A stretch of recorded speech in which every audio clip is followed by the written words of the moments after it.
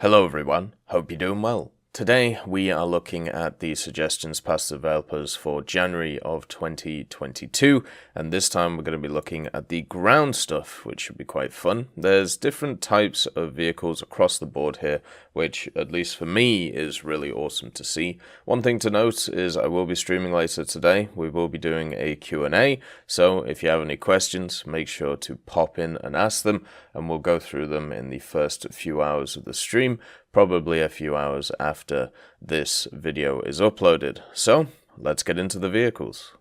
The first vehicle is of American origin, and it is the M114A2 CRC.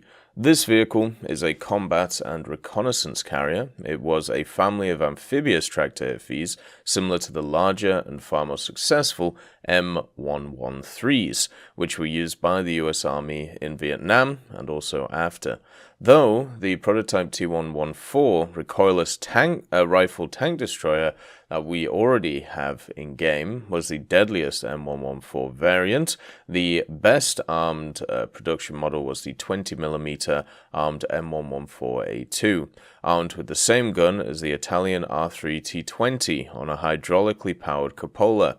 The M114A2 would be a highly effective SPAAG and also would have its amphibious capabilities. Developed by Cadillac in the early 1960s as a lighter, stealthier complement to the M113 APC, the 114 entered service in 1962 to little success. Though it was very similar to many ways to the 113, both being boxy, airdroppable, amphibious tracked vehicles with aluminium armor, unfortunately the 114's reliability and also mobility were insufficient for Vietnam. While the 113 thrived and eventually became the US's most numerous armored vehicle in Vietnam, the 114 was quietly replaced in the region by the even more troubled M551 Sheridan in 1969. By 1973, despite the introduction of the more effective 114A2, the whole 114 series was ordered to be withdrawn from service in Europe and the mainland US as well, written off as a disappointing failure by General Abrams, commander of the US forces in Vietnam. The 114A2, initially known by its development designation, the 114A1E1, was the last hurrah of the 114 series, vastly improving its armament by replacing the machine guns of the early models with an M139 20mm autocannon, which was fitted to the cupola in a pintle mount. To provide the required level of traversal speed, the A2 had a hydraulically driven cupola, allowing the 20mm to engage helicopters and low-flying planes, as well as infantry and also light vehicles.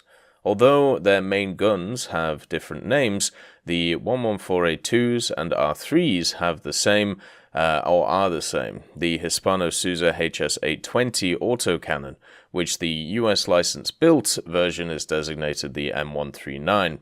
It was also renamed to the Oerlikon CAD in 1970 when Oerlikon bought Hispano-Suiza. As we already know from the R3, the 114A2 would have 52mm of penetration, which with its 996 RPM rate of fire would mean it would be quite deadly. Although the A2 lacks speed of its wheeled Italian counterpart, a 36 mph top speed is still respectable for the vehicle, giving it decent mobility, and the vehicle's low profile and lack of traditional turrets means that it can take advantage of a lot of cover, providing many unexpected firing positions. Up 44.5mm of slope frontal armor makes the A2 immune from 50 cal munitions from the front, as well as Soviet 14.5mm and also 20mm in general, but it wasn't designed to take high caliber shells and would stand little chance against 1960s MBTs. As this is the same hull as the T114, we can see that the armor display would be obviously very similar to it. So I think in general, this machine looks pretty interesting. Obviously with the Weasel added recently, this would kind of be the American counterpart. The British would guess the A9 Cruiser Mark I, which was a mid-1930s obvious cruiser tank. The tank was designed from 1935 to 1936, and 125 of them were produced in 1937. The A9 was a mix of commercial parts, like the AEC bus engine for the production series, and some already used on the Light Tank Mark III, as well as some innovations. It was the first to use a fully hydraulically powered traverse turret in the British Army, and it also had a system of 2 bogies, with 3 road wheels of unequal size, to help reduce the number of parts while saving on maintenance costs on the long run. However, this would unfortunately be seen as a poor design choice because of other factors. The armor was limited to 14mm only in order to keep the power-to-weight ratio high enough for a good cruising speed, and it was equipped with a standard 2-pounder gun. The secondary armament comprised of coaxial Vickers water-cooled 303 machine guns, with another 2 fitted in secondary turrets on each side of the driver compartment. The main version of the A9 was, however, the CS version, or close support version. This was actually armed with a 3.7-inch L15 breech-loaded mortar, the 94mm, which could fire smoke rounds, and also HE shells. The first A9s delivered were shipped to France, where many were lost during the evacuation of Dunkirk. The bulk of the next batch was sent to Africa, where most saw action until 1941. By the end of 1941, all surviving cruisers were removed from the front line and kept for training, for obvious reasons, because, well, they weren't up to the task anymore. But yeah, it has the 2-pounder. It had the AEC 179 6-cylinder petrol engine, giving it 150 horsepower, and also with a general speed of 40 kilometers an hour. The Mark I variant would be really nice to see, and the Mark I CS variant would be kind of interesting to see with its how it's a gun, but I'm not entirely sure how it would fit into the game, especially with only its HE. The next suggestion is an addition to an already existing machine, the Type 87 RCV, which we have in War Thunder and have done for a little bit. Basically, the idea is to add the JPS P10 to it, and this is a ground radar which was developed in 1982. It was originally intended for use by infantry to detect ground targets, and it was in service from 1982 to 2006, at which point in time it was superseded by the JPPS P24.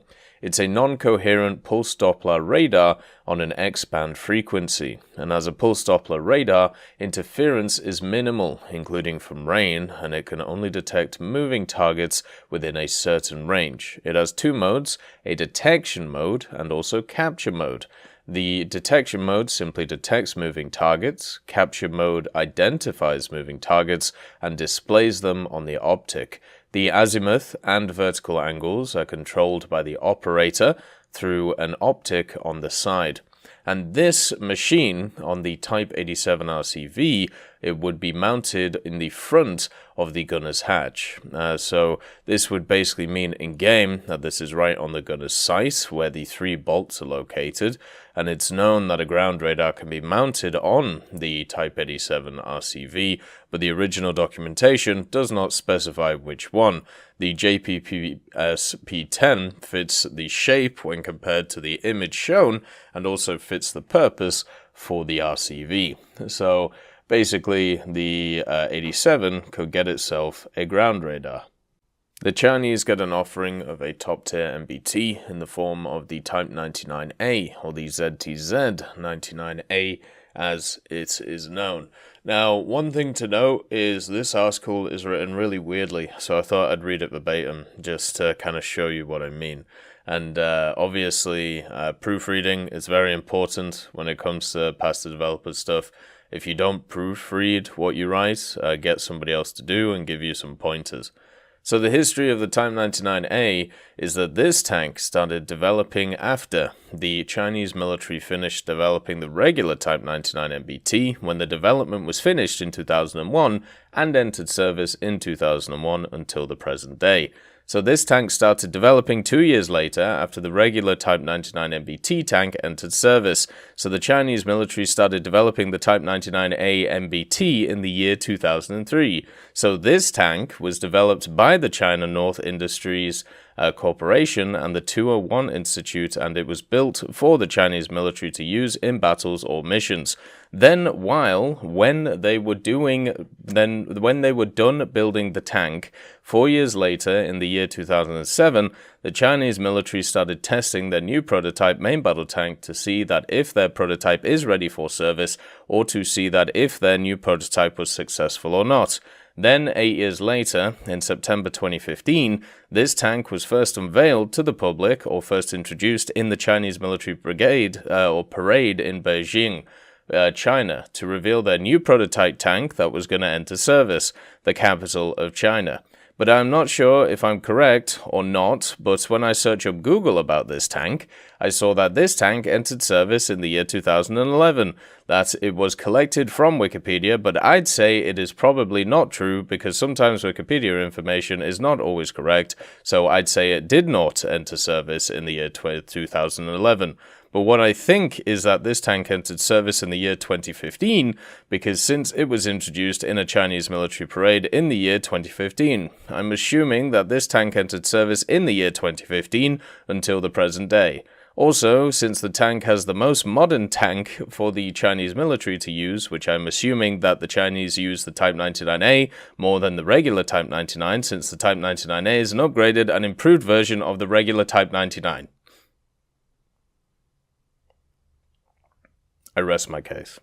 Now let's continue with the rest of it. So the design of the tank is that the Type 99A is very similar to the Russian MBT, because the driver compartment is at the front, the fighting compartment and the turret are in the center, and the power pack is at the rear. So this tank has a crew of 3, which are the driver, commander, and the gunner. So the driver sits or located at the front left of the hull, that the driver sits where the Type 96 MBT, that the driver sits in the front left of the hull, while the other 2 crew members are seated in the turret. So the commander sits on the right side of the turret and the gunner sits on the left side of the turret. So it means that it has an auto-loading system, and the auto-loading system is right below the turret, just like where the shell is located for Russian MBTs such as the T-72, T-80 and the T-90. So the first ammo stowage is 22 rounds, which means that 22 rounds in total are ready to fire, and other rounds are placed inside the tank's hull. So the tank can fire 8 rounds per minute, which means that the reload rate is still going to be the same as the regular Type 99, which is 7.5 seconds, because since 1 minute is 60 seconds, and this tank can fire 8 rounds per minute, so that you will have to divide, so 60 divided by 8 equals 7.5. So the shell or the round are placed in the bottom, while the charges are placed on top of the shell, that when it loads like an elevator, that the shell is placed inside first, then the charges are placed inside the gun breech. So it just loads the same as the Soviet T-72s and the T-90s. So the hull and the turret armor is all welded steel armor. Also, this tank has an improved composite armor over the front of the hull and the turret. So that it can have more protection against guided missiles and rockets. Also, this tank has new explosive ERA, named FY5 ERA protection, that the new ERA this tank is equipped has more protection than the regular FY4 ERA, which is equipped from the previous Type 99s. Also, the ERA contains 1,000mm to 1,200mm of armor from any missiles. The Type 99A's ERA is a lot bigger than the regular Type 99, and the turret of this tank is a lot bigger than the Type 99.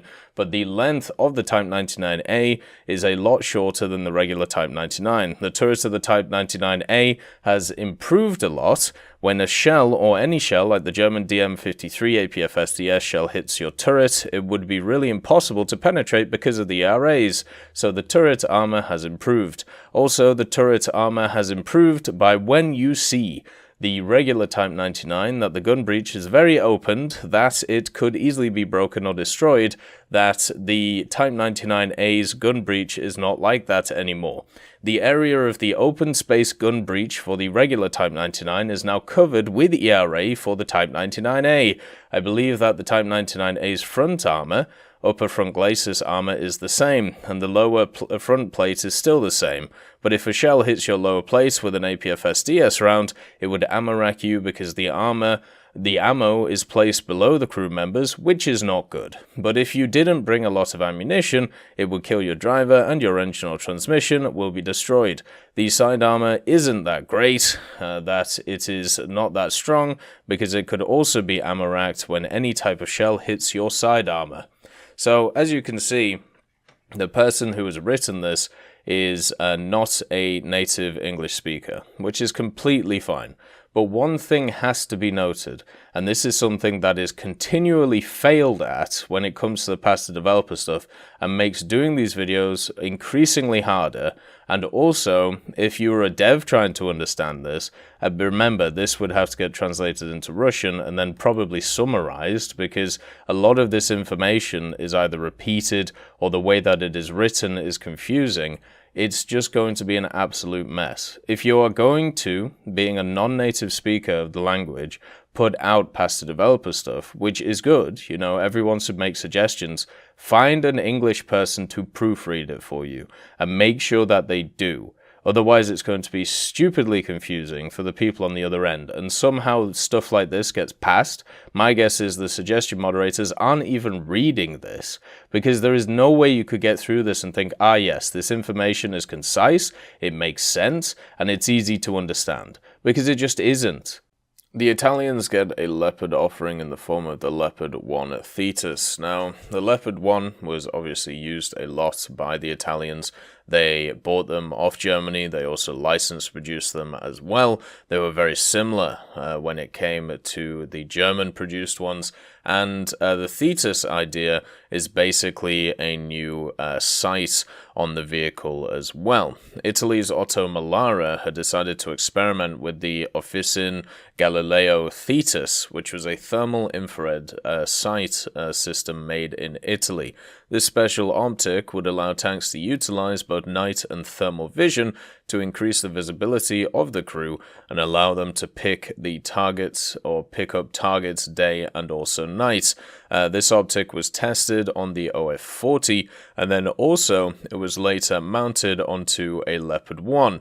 The project itself was put to a halt though, due to a new more modern upgrade for the OF-40, which was the Mark II, which took priority, and also the fact that Italy was about to buy new Leopard 1A2s. So basically, it was a project that really didn't go anywhere, but it would just be a standard Leopard 1 with a new thermal sight. The next vehicle is the GMC CCKW 353 Vierling. This is a AA vehicle for France, and generally it takes ideas from America and also Germany and plonks them into French service. Obviously, post World War II, France was, well, it had a lot of random pieces of material when it came to building stuff. And if you don't believe me, well, go and have a look at the Naval and what that's made out of.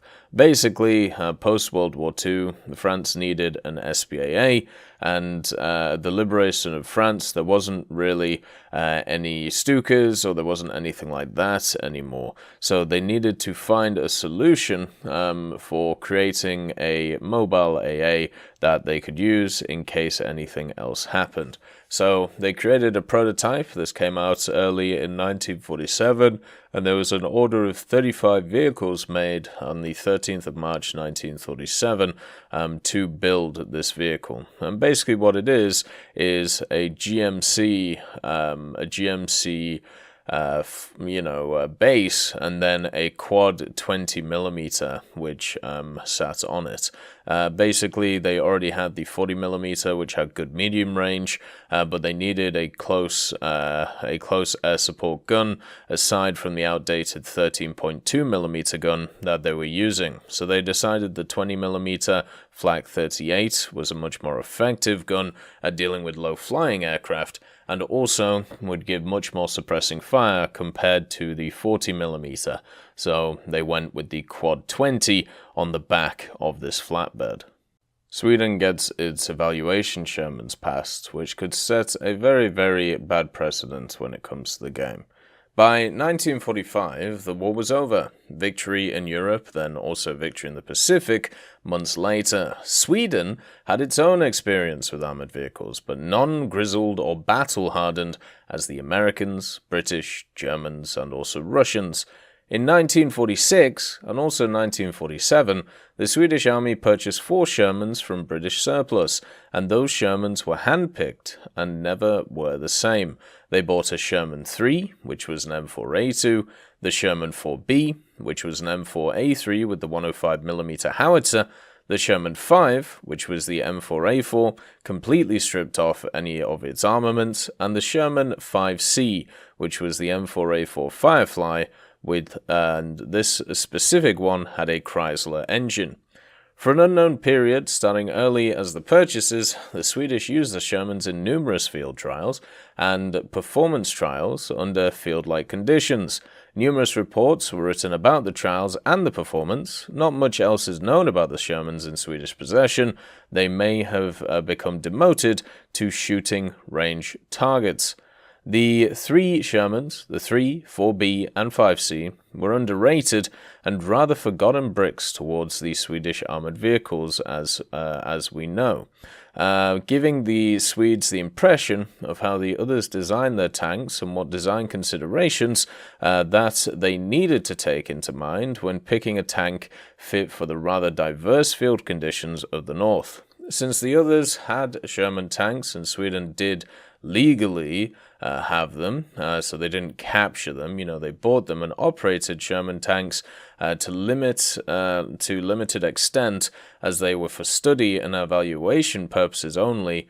Adding them would add a familiar face to the Swedish tree, which is very true, but as I said, would set a very dangerous precedent if you wanted to have evaluation vehicles in the tech trees when it comes to War Thunder. But that is all the stuff that was passed to the devs for January of 2022 ground. A lot of interesting stuff and a lot of crazy stuff. So, as usual, pretty normal. I hope you all have a wonderful day, and I'll see you next time. I'd just like to thank Professor X 1718, Orange Tail, Sakoshi Tiger, BRFC 15, Teddy, John Ryman, Universe A, Eugens Terry, Ambrosius McClellan, Daniel Stanton, Martinez, B. Young, and then Kyle Kin, Barine, Lafouche, and also Samuel Slick for supporting the channel.